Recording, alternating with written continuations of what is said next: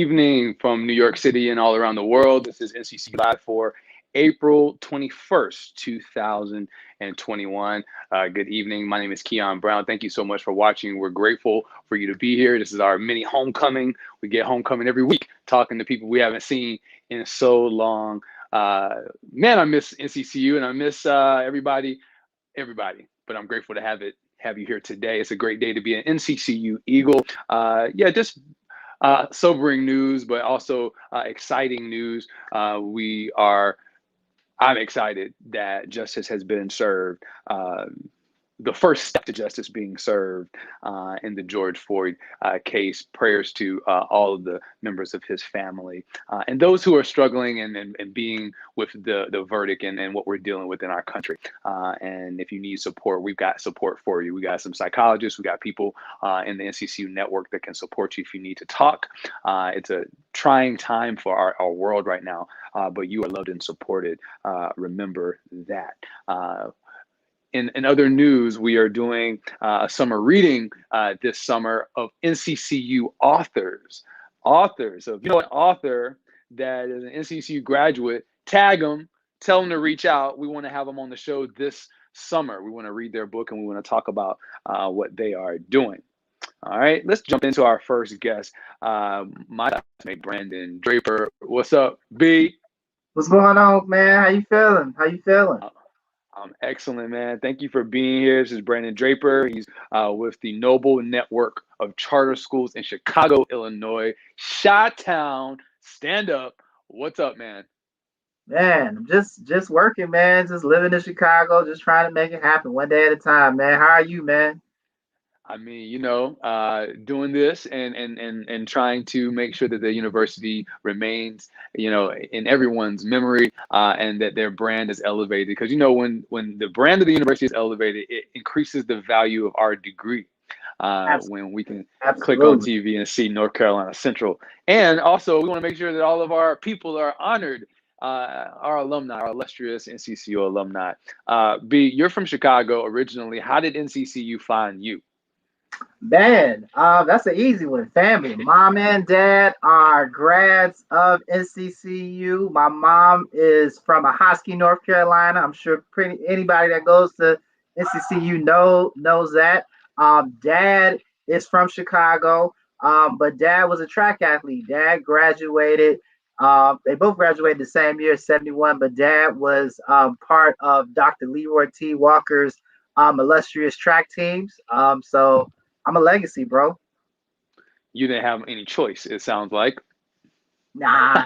Well, yeah. I had a choice. I'll be real. It wasn't about going to NCCU, to be honest, and that's why I kind of got the shirt on today. It's about what HBCU I was going to. So my brother is a graduate of Morehouse College.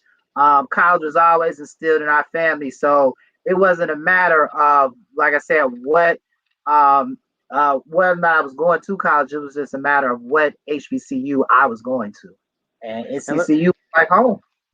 and let's talk about that. How important are HBCUs? Clearly, now HBCUs are in the international light with our vice president being an HBCU graduate and, of course, a member of a Black sorority.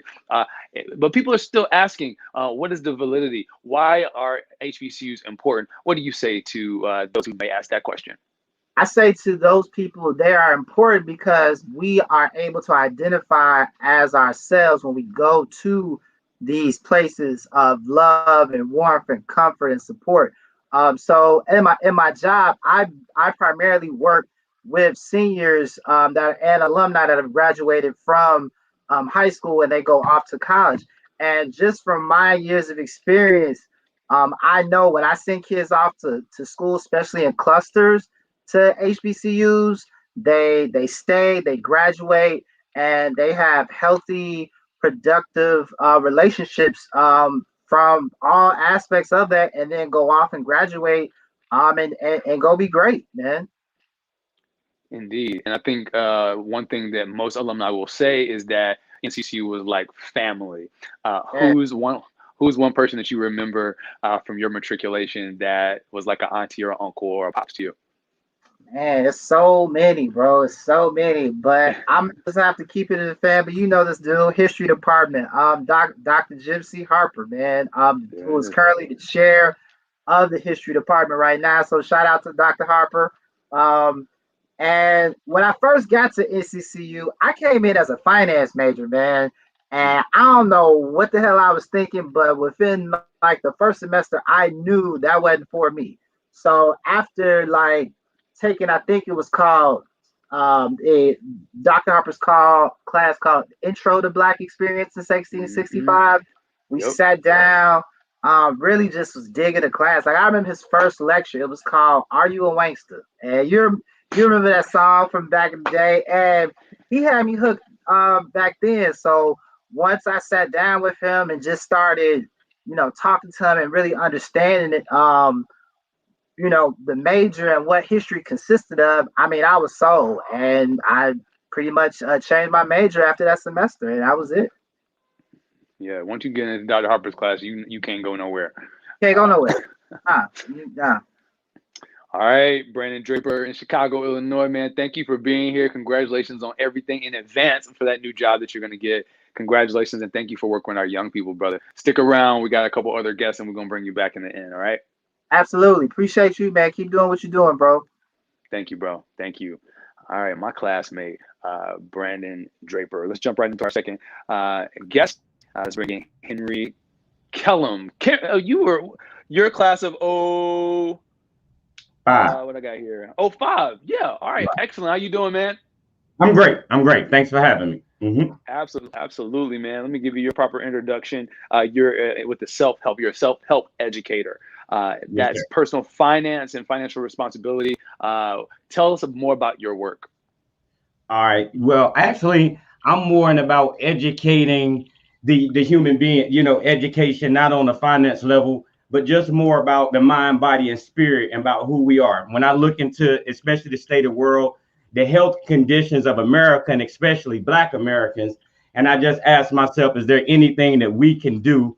And I think that if we knew properly who we were and we looked at ourselves on a biological level, that we could stop a lot of the stress that we deal into. And the stress is the underlying cause of the anxiety and the depression that we're facing right now. And with the pandemic, anxiety and depression is at an all-time high.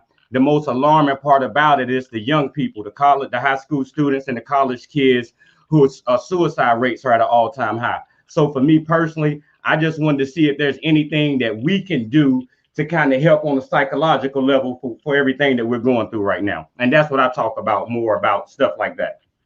Indeed. So I saw self help. I thought it was the self help, the financial institution, but you were like a life coach and a trainer, supporting folks through their life with self Right. help. That's excellent, excellent. How did NCCU find you? How did NCCU find you? Well, I'm a North Carolina native. I'm from Eastern North Carolina, down by Wilmington. And Okay. when I graduated college, I'm sorry, when I graduated high school, I knew I was going to college, but I didn't know what. And actually, the first year out of high school, I didn't even go to school. And then my stepmother, actually filled out an application at Central. Was like, "You going to college?" Because at first, college wasn't. It was like, do I really need college? I come from a family where nobody had went to college. Most people didn't even graduate high school. So me graduating high school was an accomplishment in itself. And then so that's how I went to North Carolina Central, because at the time I was I was back home and I wasn't trying to go too far. It was only like an hour and a half away. So I was like, okay, I give it a shot. But it was the best thing I could have ever did though. I miss Central too. They say them college days Indeed. are the best. And we couldn't wait to graduate. And after that, it was like, hold on, I'd rather be back in school. It was a lot. It was real good. It was a good experience. And that's why homecoming is so important because we get to come back at least Yeah. once a year, except for last year. We call it Corona Lachey the virus. Had her way, Right. but it looks like we may be on track. I did see Right. a save the date for November of 2021, so I'm excited to see kind of what happens with that. So one more thing, what did you major in college? I majored in business management. It was my undergrad. Yeah, yeah. All right. For the young people who are there currently, what is one thing that you would say to a current student at NCCU right now?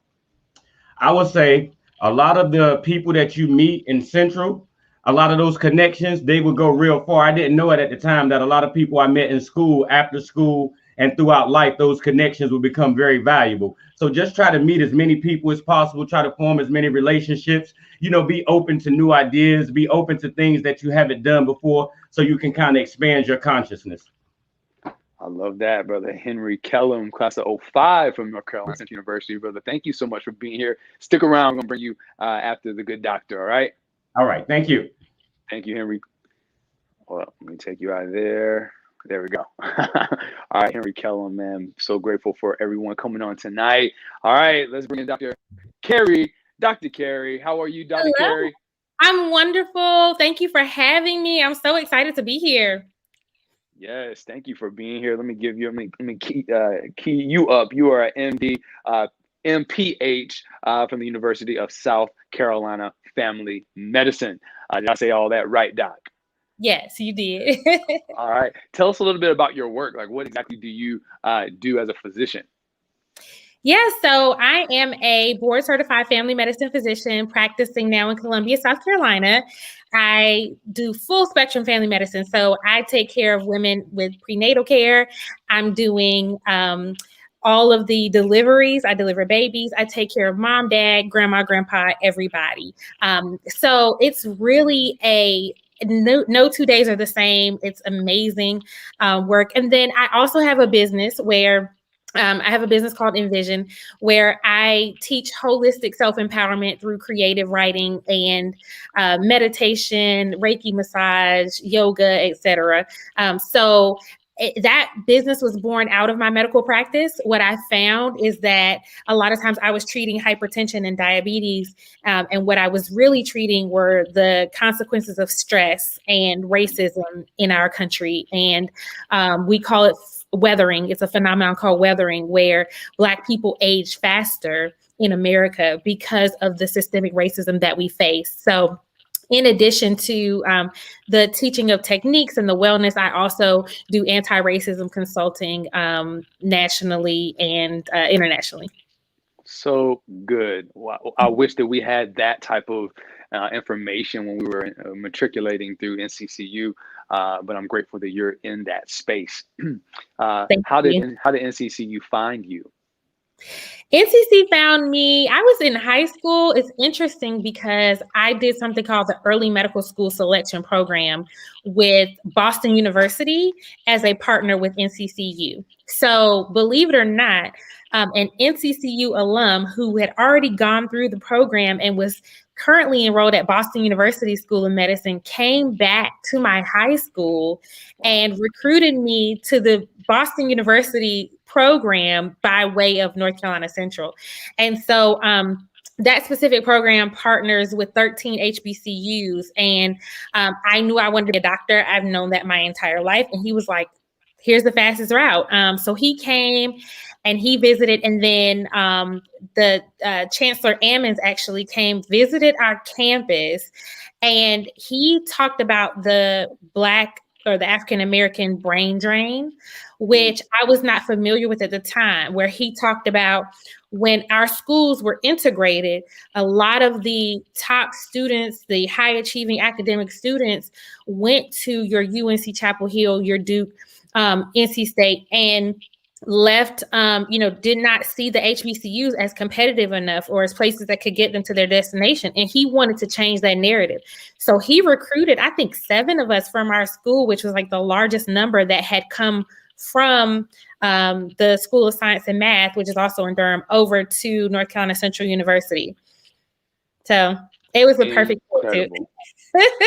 Yes. Incredible. Anytime we have a medical doctor on, we're a liberal arts institution, and sometimes they're like, well, how do you get from a liberal arts university to med school? And look at that, through partnerships and through really passion and desire. Yes. Because you can go anywhere from this liberal arts education. What would you say to someone who is interested in STEAM or I call it STREAM because I want to put research in there with arts and all of that. So I call it STREAM. You heard it first. What do you tell somebody that is interested in being a doctor and considering a Black university like NCCU?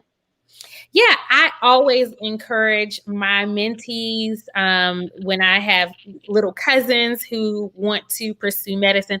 I always encourage them to attend an HBCU, specifically North Carolina Central University, because we are the best. But I think that we have to continue to fight misconceptions that say going to an HBCU will not make you competitive for a medical school or, any other graduate terminal degree. I think we have to continue to show our faces, to continue to be that pipeline in the same way that someone came back and grabbed me, even in high school, to go back to the high schools and even the middle schools and the elementary schools and say, hey, I am successful. I'm walking in my purpose. I love what I do. And I did this by way of an HBCU. One of the things that I tell people is you're going to make it through. If you have enough drive and determination, you're going to achieve your goal. But are you going to get to that destination with your soul intact, with your self-worth intact, knowing that your Black is beautiful? And when you go to NCCU, you absolutely will. I can promise you that, no doubt about it. Sounding like a true Eagle, Dr. Carrie Claudia. Thank you so much for being here, class of 2008 from North Carolina Central University. You're the good doctor on call. The good doctor is in the house. Let's bring in the rest of our guests. We have Brandon Draper and we have Henry Kellum, who are with us today. Everybody's here. Eagles unite. How are you, everybody? Look at y'all, looking good. It's a great day to be an NCCU Eagle. This is our weekly homecoming on NCCU Live. One thing that I heard throughout our conversations today was, stress, was racism. And, as we are coming off of the George Floyd trial, I'm sure that there is some triggering and some additional trauma, maybe some PTSD about this whole situation and the plight of our lives, how we live our lives and what we are susceptible to and what we're seeing on a regular basis. Doc, what do you say to some of your clients? And by the way, Reiki, man, I had to come all the way to New York to know what Reiki was. I'm so glad that you're up to that. But what do you say to your clients when they talk to you about George Floyd and other things that they're experiencing in their lives? Yeah, so I try to remind everyone I talk to, whether it's a patient, a client, a family member, or a friend, to take good care of yourself right now. If you need to unplug, turn off the television, don't watch the videos. Find joy. They talk about, I've not been in the military, but I have friends in the military that they're taught resilience techniques, and they're taught the same way you hunt down the target, you hunt down your joy. And so I try to remind people of that. If you have to call out of work and take a mental health day, or call in Black, as they say, do that. And do a regular self-care practice. So it is okay for us to eat well, to do yoga, to do Reiki, to exercise every day, to incorporate that. A lot of us come from the Bible Belt, the South, we lean on prayer, but there's also meditation. There's also burning incense and candles and taking that bubble bath and kind of unplugging, de-stressing. Take good care of yourself at all costs, because we have to protect ourselves, specifically when every time we turn on the TV, we're watching one of us get murdered on loop. So unplug, take care of yourself, take care of your health, go to your doctor and get your checkup because your stress may be affecting your health. But more importantly, find a way to release. Find a way to release, whatever that looks like. I journal. I eat well. I exercise daily. That is my release, and that is my my anti-stress. So whatever that is for you, find that and do that regularly. Thank you for that, Henry. What do you say in your practice? Given that topic or whatever, what are you saying right now to your folks? Well, a lot of the tools that I teach are almost like what she said. First, I talk about gratitude and writing in a gratitude journal first thing in the morning. And I'm from the Bible Belt, and I take a lot of the scriptures and I equate it to science and actually equate the two. So they tell us, and the reason we do gratitude in the morning is just like the reticular activating system in our brain. When you buy a new car, you start to see those cars. In the same way that if you start to look for gratitude in the world, you rewire your brain to look for gratitude, to find the gratitude in the world and start to see those things. Deep breathing is one of the best ways to invoke the parasympathetic response in the body. by doing deep breathing. It reduces stress. It detoxifies the body. It helps you sleep better. And so many things that breathing deep from the diaphragm will help us do. It helps us disconnect from our reptilian brain and start to use our neocortex, our higher thinking brain. I talk a lot about that. I talk about sleep. A lot of people don't get enough sleep. At night, when we sleep, that's when the toxins are cleared out of our brain. You know, you have neurons that fire together. They stop firing. They synchronize. The blood in that part of the brain is not there. So the cerebrospinal fluid comes in and wipes out the toxins. Two-thirds of the developed world don't get enough sleep. That's one of the biggest problems that we have. So I do webinars on rewiring the brain, gratitude, deep breathing, sleep. I talk about the importance of knowing our telomeres, knowing ourselves on a biological level, so we can understand what's going on now, even the stuff in the media. The stuff that's playing on the news, it's not by accident. It's meant to be there. It's meant to drive you crazy. It's meant to reinforce that. The images, listen, your right brain thinks in images only. I'm from the Bible Belt. They say stand guard at the doorway of your mind. Anything you hear, anything you see plays an effect on you. You're supposed to guard that stuff. And the battle that we in is not a physical battle. It's a spiritual battle. So it's not against flesh and blood, but it's against a system that's designed to keep us all down. So we got to first get back to who we are. And if you're looking at the human being and you're not looking at us as a species from an evolutionary perspective and looking at us on a biological level, then you will miss everything, because the physicality is not what it's about. And that's the game that's been playing on us, and it's been going over. And me being a black man in America, you know, it's very important to me, because I got brothers that have done 10 and 15 years in jail. I got brothers that have been killed, shot in the head, point blank range. So I made it my mission to try to help as many people as I can. And a lot of us, we push on the system. But if we fix the system and don't fix the people, then what do we have? We got to start on the individual level and understand what this whole thing is about. We got to look at life totally different. What we doing on this planet and everything, we got to look at all of that totally different. We got to rethink. And that's the whole thing, or that's the game that's going to be played over and over. So thank you, Henry, for that, man. Thank you for that. It's definitely beyond the physical. And as somebody who is not getting enough sleep, I understand all the ramifications of that, man. Thank you for that. Brandon, I want to definitely get to you. You work with young people on a regular basis. What are some things that you're seeing in your world?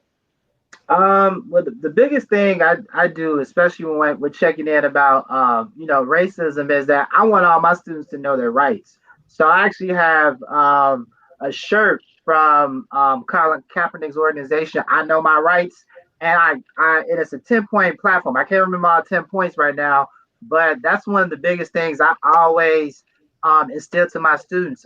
You have the right to know your rights. You have the right to be brilliant, free, have the way to live life that you want to live it. So when I work and check in with these students, the first thing I'm doing is checking in to see how they're doing. What's going on? Are you having any issues? I live in the Roseland community on the south side of Chicago, and I actually see my students on a regular basis, like going to the gas station, going at Walmart. So I have like a more in-depth relationship, just checking in with them. Not necessarily about grades or financial aid or stuff, but just really like, how are you doing as a person, and just really checking in to see what's going on. And also, like, man, Chicago PD. I mean, I'm not going to badmouth, but that's just you've all seen the stories. We have one of the toughest cities in America when it comes to police. So it's very important that our students we educate them on their rights and what they need to know when they get stopped. When they're dealing with them. For their mental. Just working on that. So that's one of the biggest things I work on with my students. Besides the education piece, is just really making sure that they know their rights and understand how to talk and behave with the police. Actually, I took a backway a couple of weeks ago. I was watching NCCU on ESPN. When Coach Moulton had the team, sitting down and actually had to act out, what happens when we're in, a car, when we get stopped by the police. I've had to go through those scenarios with my students too, because some of them just frankly don't know. So like those are the main things that we really work on. Like, you got to know your rights. You got to know your rights. Man, I'm so glad that you guys are doing the work that you're doing This is important work. Thank you for doing that work, B. That's incredible. And shout out to you in Chicago, in the Chi. I heard Tabitha Brown's out there. I love her because that's my business. I know she out there. Guys, we're in our final 5 minutes. I wanted to say a couple things. We're looking for people in Texas. Don't mess up Texas. If you know somebody in Texas, tag them. And if you're in Texas, DM us your city. We're looking for you. Eagles in Texas. Eagles in Texas. And also right there with Brandon, Illinois. Where y'all at? Where's Illinois? It's a big state. Where y'all at? That's Lincoln. That's Obama. That's all of them. And Brandon. And Brandon's there too. And Cleopatra as well. Illinois. So we're looking for y'all. DM us your cities if you're in those states. And tag a friend, tag an Eagle if you know that they're there. Just a reminder, we're doing summer reading. So if you know an Eagle that's an author, tag them or tell them to DM us. We want to have them on the show and read their book and talk about their research. I got a couple of people that are already lined up. We're really excited about that because we got some people doing good work, as you see on our show tonight. Now it's time for Eagles Give Challenge. Eagles Give Challenge. You heard my echo. Yes, you did. EaglesGive.com. You go to EaglesGive.com and give a recurring gift to the university. At least $19.10. And this time I ask all of our guests individually if they'll give to the university at least $19.10. We'll start with Henry. Henry, will you give for the Eagles Give Challenge to the university at least $19.10? Henry? Sure. Thank you. Dr. Carey, will you give our Eagles Give Challenge and give to the university at least $19.10? Absolutely. All right. Brandon holding down the shot. Will you give $19.10 at least to the university? Absolutely. Without a doubt, man. All right, Eagles Give. That's our Eagles Give Challenge. Remember to join the NCCU Alumni Association. Go to nccualumni.org and make a recurring gift to the university. You can go to the website on nccu.edu or eaglesgive.com. Wow. Well, we're at our final 2 minutes. We're just going to go around and get our final thoughts. So the thing that you want people to be left with very quickly, we have about 2 minutes to conclude this program. So we're going to start with the first lady, the good doc from class of 08. What's your final thoughts for tonight? I just want you all to know that Black is beautiful, that we are a people that have persevered for hundreds of years in this country. We cannot be extinguished. We will continue to fight, to persevere, to thrive, and not only just survive in this country. I would love for you all to follow me and keep in touch. You can find me at Dr. Carey MD, the @ Dr. Carey MD at all the social media, so Facebook, Twitter, Instagram. And I will throw myself in the ring for the Eagle summer reading. This is my latest journal. It's called Envision, a vision journal on loving yourself whole. And Brandon could have written this book with me because it has a gratitude list. It has a meditation. It tells you how much water you should be drinking and how much sleep you should be getting. But it also has a place for you to assess your mind, body, spirit wellness. And I did get phone calls and text messages last night that after that verdict came in, there was relief, but there was rage. And people grabbed their vision journals and they wrote in their vision journals and they texted me and sent pictures and were like, this is my release. So get your copy and I'll put it on that summer reading list. But just know, you guys, we will continue to thrive as a people. Yes, we ain't going nowhere. Yeah, that's right. We got to have you back. Congratulations on that journal and the work that you're doing, Doc. Wow, thank you for that. Let's get to Henry. What are your final thoughts for tonight? My final thoughts is I just want to say protect your mental health. Your words and your thoughts are very important. We talk a lot about stress, but if people knew that every word and thought changes the biochemistry of the brain, and it's going to facilitate the release of chemicals and hormones into the body. When you say negative words, when you are afraid, when you're fearful, your body releases cortisol and norepinephrine. They are stress hormones, and that's the bottom line of all the anxiety, depression, and stuff that we're seeing. But when you say words like love and appreciation and gratitude, you release oxytocin and serotonin and dopamine. Those help the immune system. You are more powerful than you know, but you must know who you are. That's why all throughout history it said, know thyself. That's why my whole thing is about educating people on who they are on a biological level.